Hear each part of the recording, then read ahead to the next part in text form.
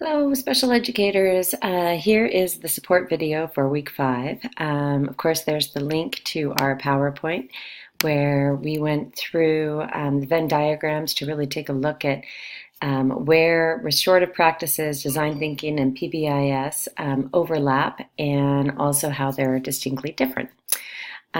We talked about the steps and tools to develop an individualized positive behavior support plan. So the first thing is, of course, identifying the problem and using the problem identification and decision-making priorities list and maybe creating a safety plan, and then planning and conducting an FBA, which is gathering the indirect information. So that's through interviews and it can be also possibly reviews of records and that type of thing.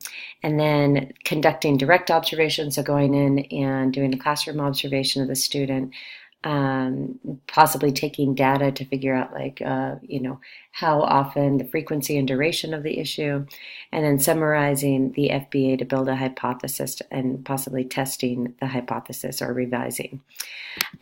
We watched the video on educating Peter and worked in groups on the FBA process.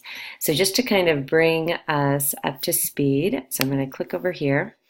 And on how far we got with that. And so, let's see.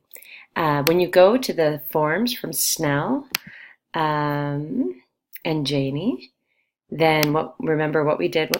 What we did was make Word documents of all the different forms, and then we went through them as a group. So we did page 1, which just kind of brings us through all of step 1 and step 2. We stopped at step 2. So what I wanted you to do with your case study this week is actually go through there. So who should be present in the meeting, and what could their role be, and what agenda items will you have for your meeting about your student. And right now, this is just a possible meeting that you could have. And then we talked about summarizing the IEP. So what are the IEP goals, accommodations, academic or social management needs, and other comments or special needs.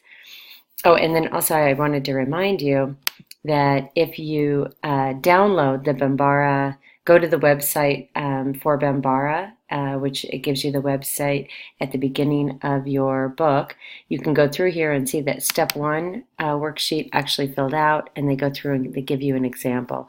Then you also have the example that we did of Peter. So there's a lot of supports for you getting these pieces of the FBA done over the next week. So here's that same step 1A worksheet. So problem identification and decisions about priorities.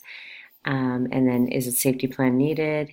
Here is the safety plan. So even if a safety plan isn't necessarily needed, I still want you to go through and create a possible safety plan that you could for your student for their behavior. So if you have any questions about that, feel free to reach out to me.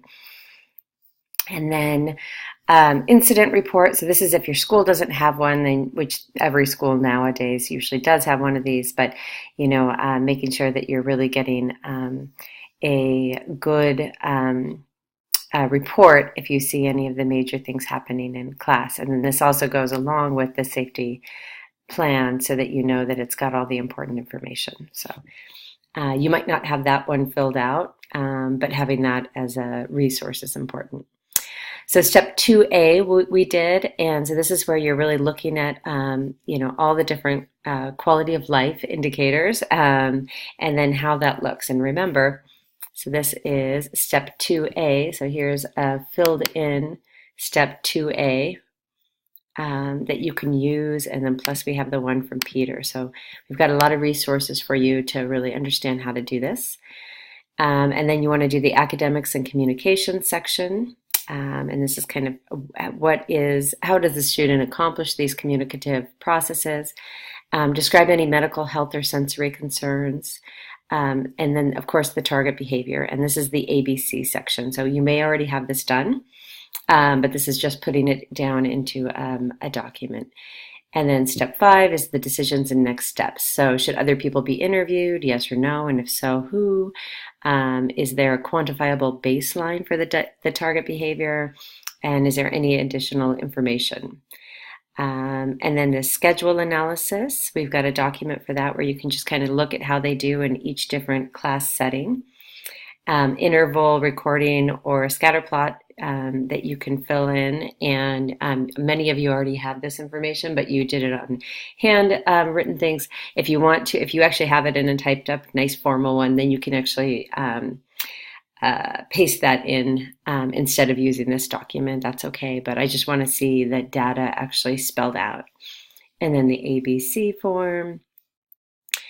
And then this is the summary, and then the hypothesis. So you're looking at, okay, which behaviors, and really we're only going to pick 2 behaviors, and then, where they're occurring and any triggers that there are. And that's as far as you needed to go, because you can see now we're moving into step 3, which we did not get to in class. So let me just go back here. So what's due next?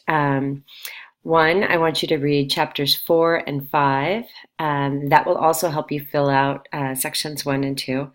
And then I want you to do the behavior, functional behavior analysis report up to step 2. So just like I just went through. We did the one with Peter as a group in class. That's half of your points. And then the other half will be you drafting the one for your student. And let's see. And then I guess that is it. If you have any questions, of course, call me, email me, text me, and let me know how I can help you. And then also continue to work on your Weebly and your digital portfolio. Have a great week. Bye.